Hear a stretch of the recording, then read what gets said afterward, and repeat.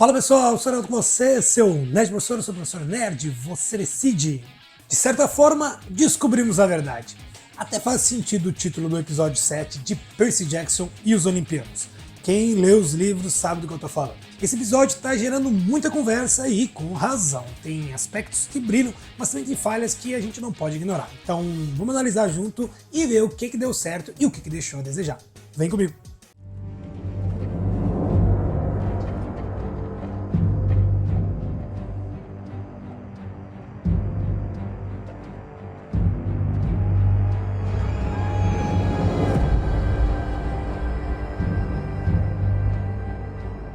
Primeira coisa que salta aos olhos é a execução do submundo. Cara, a série ela faz um trabalho muito bom ao criar um ambiente que é ao mesmo tempo desolador e fascinante.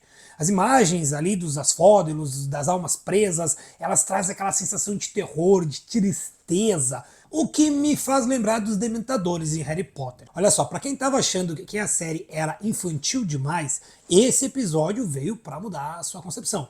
Pelo menos até o aparecimento de Hades, mas eu tô me adiantando. Mas já me conta aí, o que você achou desse episódio? Ele tá mais de acordo com o que você esperava de Percy Jackson? Ou você acha que ele deveria ser um pouco mais leve? Se você está gostando do vídeo, não esquece de deixar o seu like. Clique agora no gostei, que você me ajuda pra caramba. E se tá chegando agora, então seja bem-vindo ao canal Nerd Sora. Aqui eu te falo sobre séries, filmes, animes e livros. Tudo que um bom nerd gosta. Por isso já se inscreve no canal e ativa o sino das notificações para o YouTube te avisar sempre que sair vídeo novo aqui no canal. Eu tenho certeza que você vai gostar do meu conteúdo, porque ele é feito de fã para fã. Voltando à nossa análise, a série tem se apoiado bastante no CGI. E apesar de em geral funcionar bem, a gente percebe que ainda eles estão tentando encontrar ali o equilíbrio perfeito.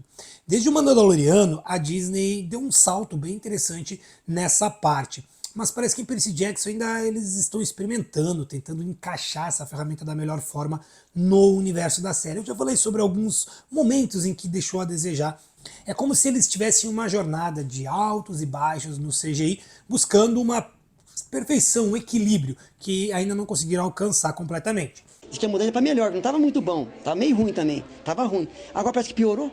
Não me entenda mal, o que eles fizeram é bom, né? Tá bem legal, mas ainda tem um espaço bem grande para aprimorar. É como se cada episódio fosse um passo a mais nessa estrada de descobertas visuais. Eu tô aqui acompanhando e torcendo para ver até onde eles vão conseguir levar essa experiência visual que é Percy Jackson e os Olimpianos. No coração desse episódio, a trama se desdobra em torno de Percy e Sally. Outra vez? A série tem o mérito de oferecer uma visão mais ampla sobre a mãe do herói, e eu já falei aqui que esse, para mim, é um dos pontos fortes, destacando não só o seu papel de mãe, mas também todas as decisões difíceis que ela teve que tomar devido ao seu filho ser um semideus. Nesse episódio, os flashbacks eles são fundamentais para a gente entender melhor essa dinâmica. Não são apenas cenas para preencher o tempo, mas momentos que ajudam a montar o quebra-cabeça da vida do Percy e a relação dele com a sua mãe. Claro que a aparição do Poseidon adiciona um tempero extra à história. Ele não aparece apenas como um personagem mitológico, mas como uma figura que impacta diretamente na vida da série e, consequentemente, na de Percy também. Eu gostei demais do momento em que a Sally faz a sua oferenda, usando sorvete e o palitinho de fósforo. É possível também sentir o sofrimento do Poseidon, porque ele não pode estar ali com o filho, tem toda uma questão política e de poderes relacionando aí. O interessante aqui é que o episódio equilibra bem esses momentos sem cair num melodrama. A relação entre mãe e filho ela é apresentada de uma maneira bem realista, abordando alegrias, mas nesse episódio principalmente os desafios dessa dinâmica. É uma construção de personagem eficaz que nos faz entender melhor as motivações e aprofunda ainda mais a nossa conexão com eles. Então, sobre a entrada no submundo, eu acertei quando eu falei lá no meu último vídeo que a série iria usar a loja de colchões do Procrusto como a passagem secreta. Bateu uma salva de palma aqui pro profissional. Foi uma escolha interessante, mas ainda senti que faltou um pouco de ameaça na representação do gigante. Embora tenha sido bem legal ver o Procrusto ali falar os olhos do papai, né, que é uma referência bem bacana essa questão do Percy e dele terem o mesmo pai, né, ambos são filhos de Poseidon, e o Percy já sabe disso nesse momento. A cena poderia ter sido mais intensa, inclusive nos livros a gente vê que tem toda uma construção do Percy, né, chegando na loja, quem que é o Procrusto, ele não conhece. Aqui não, aqui ele já sabe quem é, já está tudo resolvido, é só encontrar a entrada para o submundo. E E aqui eu senti a falta daquela entrada que tem do Hades nos livros, é a entrada oficial. Nesses livros, o Percy e seus amigos eles enganam o Caronte para poder entrar no submundo, o que eu sempre achei um pouco forçado. O cara gosta de ternos finos e é retratado como um cara egoísta e ganancioso. O Caronte é uma figura mitológica poderosa, ele não é alguém que seria facilmente enganado. E apesar dessa necessidade que existe ali de pagamento, né, ele cobra para atravessar as almas dos mortos, na mitologia ele não é considerado um cara egoísta nem ganancioso. Nesse sentido, a série fez uma adaptação que me agradou mais do que os livros. Ela optou por uma abordagem mais direta, sem a necessidade ali de enganar o Caronte, o que me parece mais coerente. E quando ele aparece, ele se mostra bem mais sombrio e bem mais perigoso. Por outro lado, a representação de Cérebro na série, cara, deixou muito a desejar. Nos livros, ele já não é uma figura particularmente ameaçadora. A série seguiu por esse caminho. O Cérebro é um guardião icônico do submundo. E eu tava esperando ver ele impondo mais perigo e mais presença. A série perdeu essa oportunidade. O fofo de Harry Potter é muito mais perigoso que o Cérebro de Percy Jackson, tanto na série quanto nos livros. Confesso que eu senti falta aqui também dos juízes de Hades e daquele cenário do mundo inferior se adaptando ao mundo moderno. Nos livros, os mortos têm que passar por catracas para poder saber para onde que eles vão no caminho do pós-vida. Que viagem é essa, velho? E eu sempre achei isso interessante. Outra coisa que eu gostei foi a adaptação dos campos Dias-Fódelos, com os mortos presos em seus arrependimentos. Foi uma abordagem bem interessante. A Annabeth ficando presa lá, por ainda estar com a consciência pesada, por causa da mãe dela, por causa da cabeça da Medusa. Foi um detalhe que eles trouxeram para dar mais profundidade à personalidade da personagem. E tirou ela de cena, porque ela tá toda hora usando o hack da invisibilidade dela. E se ela tivesse usado isso depois, o Hades teria visto isso com maus olhos.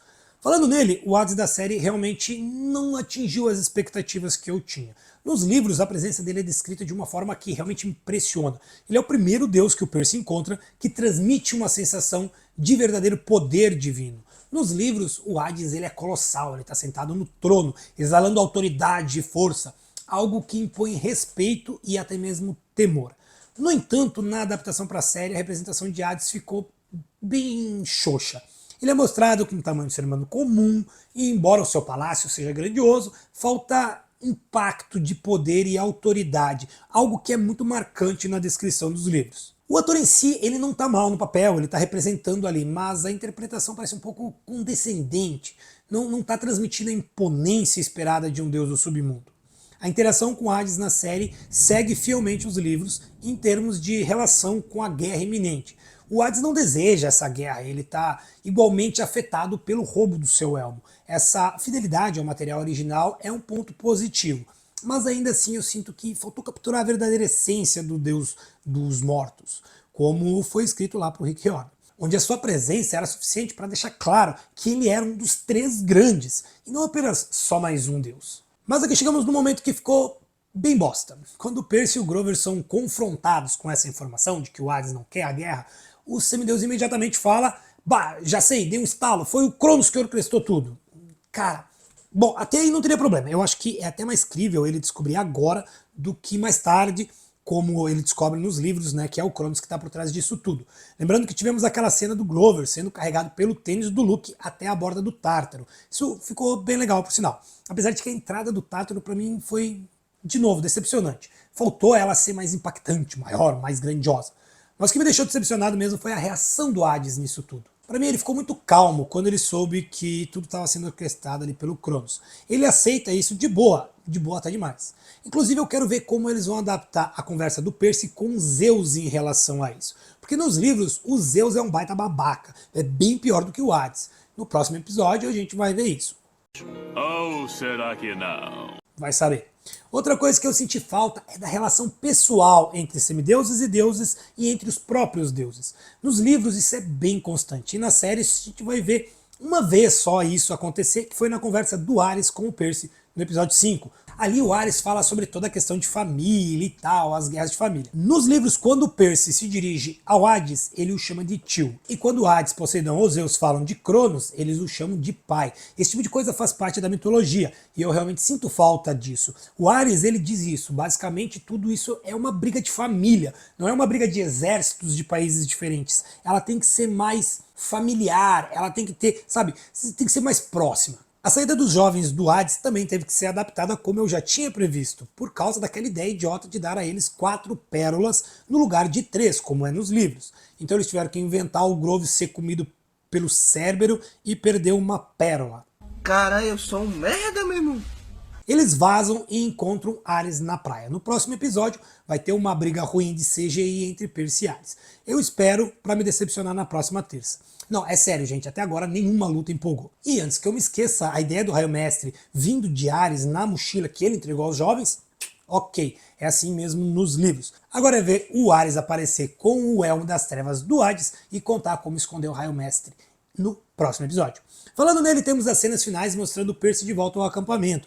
Ele vai enfrentar Ares antes de voltar ao acampamento e depois confrontar Zeus, que também está lá no seu trono gigante, mas o próprio Zeus é pequenininho. Eu preferi a aparição dos deuses lá dos filmes. Eu não acredito no que eu ouvi. Não acredito no que eu ouvi, não pode ser verdade isso que eu escutei agora. Sim, eu sei que pode até parecer uma heresia dizer que algo nos filmes não é totalmente ruim, mas a aparição deles como os gigantes era bem interessante. Apesar de alguns furos na narrativa, eu gostei do episódio. Eu vou dar uma nota 6,5 para ele. Tudo isso? A série tem seus altos e baixos, mas eu ainda estou empolgado pro último episódio, que será semana que vem. E eu acredito que vamos ter renovação para a segunda temporada. Será?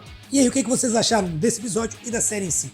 Concordam com a minha análise? Não deixem de compartilhar suas opiniões nos comentários. E fiquem ligados para a grande final da temporada. Se você gostou desse vídeo, não esquece de curtir e se inscrever no canal para mais análises como essa. Forte abraço e se cuidem.